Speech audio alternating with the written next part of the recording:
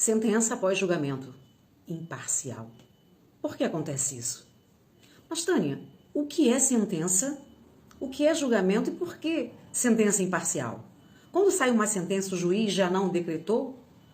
O juiz já não avaliou através do julgamento? Perfeito. É assim que se entende. Mas é dessa forma que acontece?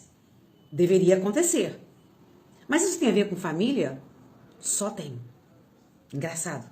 Tudo que eu tenho trazido é para que a família consiga enxergar, tanto no mundo físico quanto no mundo espiritual, para que ela tenha visão das partes e aí então consiga a trazer. Vamos lá.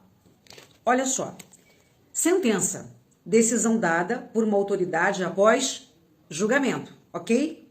Julgamento. Avaliação que considera uma série de valores ou provas para formar uma decisão. Uma vez provas, uma vez valores adicionados ali, toma-se uma decisão, entrega-se ao juiz ou promotor e ele bate o martelo dando a sentença. Mas qual e de que forma foi feita esta avaliação, estas provas para se julgar e ter um mérito, ter um processo definido?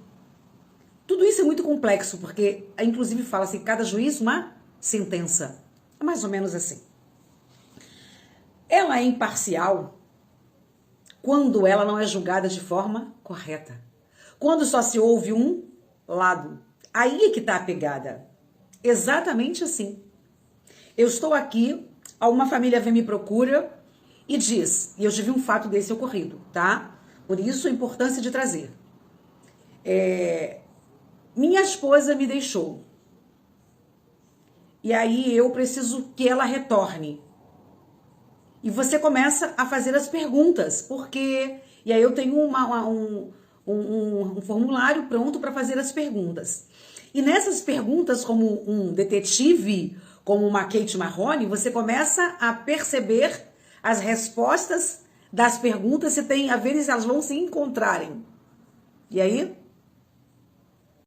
Logo, isso parece um quebra-cabeça. Eu gosto bastante. Porque eu preciso parear as informações. E a pergunta que vem depois de eu colher as informações é a pergunta para a pessoa. Eu posso conversar com a outra parte? Quando se trata de uma família, marido, mulher, etc., mãe e filho, quando não, é com a própria pessoa. Aí é uma situação única. Mas quando tem partes envolvidas, eu preciso ouvir as partes. Para que eu possa colher provas, formar uma decisão, para que a sentença saia de forma correta, justa, leal para as partes. Não que eu seja o juiz, gente. É só para poder vocês terem entendimento do que a gente julgar, que vocês vão entender um pouquinho mais à frente. Só que aí essa pessoa, quando percebeu que eu precisava falar com a outra pessoa, que eu precisava colher informações, ela recuou. Ela recuou por alguns tópicos, tá? Não foi apenas só esse, mas tiveram alguns outros que a gente vai no mais profundo. E aí, por que a senhora está perguntando isso? Porque eu preciso saber. Como eu vou lidar com um caso, uma situação, sem saber o que está acontecendo? Não que eu seja o juiz, mas para eu chegar a um consenso de tentar reconstruir uma família, um lar. E a coisa se desenvolveu, graças a Deus, não teve nada de ruim, porque ali a pessoa parou. Então ela entendeu que eu não era uma pessoa sem conhecimento para tratar de tal assunto, achando que eu ouviria apenas uma só parte. Então, a pergunta é, como julgar um só lado? Como avaliar um só lado? A justiça dos homens é para quem está capacitado. Você se torna advogado, você tem que fazer concurso para magistrado, para juiz, para procurador, enfim, tem todo um procedimento para você sentar naquele tribunal dos homens e julgar. E ainda assim dizemos que cada juiz uma sentença. Então ainda tem esse processo, porque ele ouve o acusador, né, o juiz, o promotor, e ouve a defesa. E ele junta as provas e ali então acontece. Bom, a justiça dos homens então, para quem está capacitado.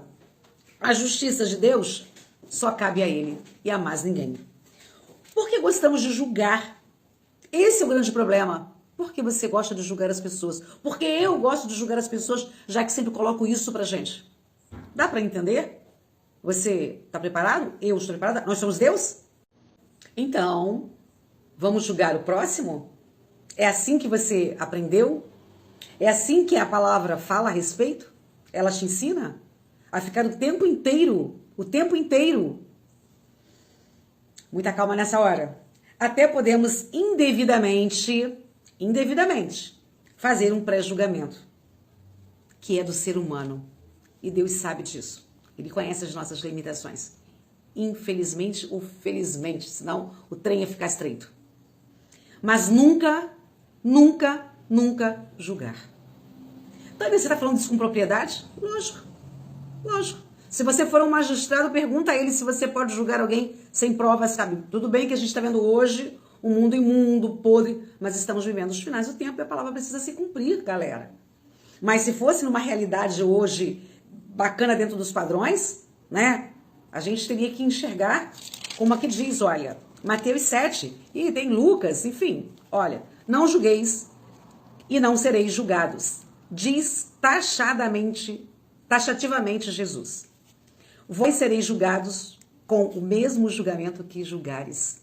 Tá afim? Quer entrar nessa? Eu não. Já fiz? Lógico. Diversas vezes. Às vezes me caio fazendo? Sim. Só que eu sei e estou aprendendo que não é correto. Então eu estou me corrigindo para que você, através dos meus erros, possa se corrigir antes que a coisa tome uma proporção e que você venha julgar sem base. Conhecereis a palavra e a palavra vos libertará. E aí? Como ficamos diante disso? Tá, os que não conhecem a palavra do Senhor, conhecem a lei dos homens. Então, de uma forma ou de outra, conhece que não podemos julgar sem provas cabíveis. Não é verdade? Por isso, considerando isso, quantos estão aí soltos, sendo verdadeiramente os culpados? E quantos inocentes, entre aspas, porque existem, estão presos quando não deveriam estar? Todos os dias você abre o jornal, tem uma informação de uma pessoa que está lutando porque foi pego a imagem errada, o nome contrário, e a pessoa foi presa e está lá 2, 3 meses no fundo até que se prove o contrário. Como fazer? Pois é, quem julgou essas pessoas indevidamente? Porque elas estão atrás das grades. Tem muitos culpados fingindo ser inocentes. E tem muitos inocentes fingindo ser culpados? Claro que não, né? Então você consegue entender que o nosso papel na sociedade, na nossa igreja, dentro do nosso lar, nos nossos relacionamentos, precisa ter o limite de saber até onde eu posso ir e você, e vice-versa. O meu termina quando o seu começa e assim sucessivamente. Perfeito? Olha, dentro do seu lar, criamos uma liberdade que a gente sai atropelando às vezes em besteira. Você largou e às vezes, puxa, não foi ele, foi eu, foi meu filho. E aí a coisa começa a trazer problemas. Dentro da igreja, o pastor tem que julgar o seu servo? Ele é apenas um orientador. Ele é um pacificador. Esse é o papel do padre, do pastor, da sua congregação, da sua, né? Pacificar. É ouvir as partes. Exemplo, eu congrego ali, meu esposo não, eu chego lá, falo com meu marido, e o cara vai lá e responde. Não, vamos trazer os dois, vamos conversar com os dois. Vamos entender o que está acontecendo. Porque o meu agente é ser pacificador. E não, inclusive, quando é um membro, certo?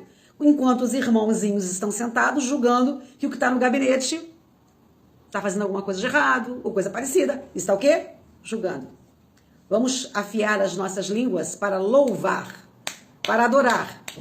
Porque senão, a espada com que tu cortas vai ser cortado na hora do julgamento. Ok? É um exercício diário. Eu sei disso. Mas eu espero que você consiga fazer assim como eu. E numa empresa, diferentemente, o patrão, ele determina os seus empregados e os seus empregados têm que cumprir. Mas os colegas de trabalho, se deixarem, eles acabam julgando um ou outro, tentando passar por cima para conseguir um espaço melhor, e aí derrubando, às vezes, construções que se vem fazendo há muito tempo. Então, em todos os lugares, de forma errada, temos julgamentos. Porém, sabemos que não devemos. Então, o que precisamos? Voltar para a escolinha, se é cristão, bíblica. E se não é, estudar um pouquinho de lei. E se não é, aprender que o amor vem antes do julgamento. Se julgue primeiro. Tira aquela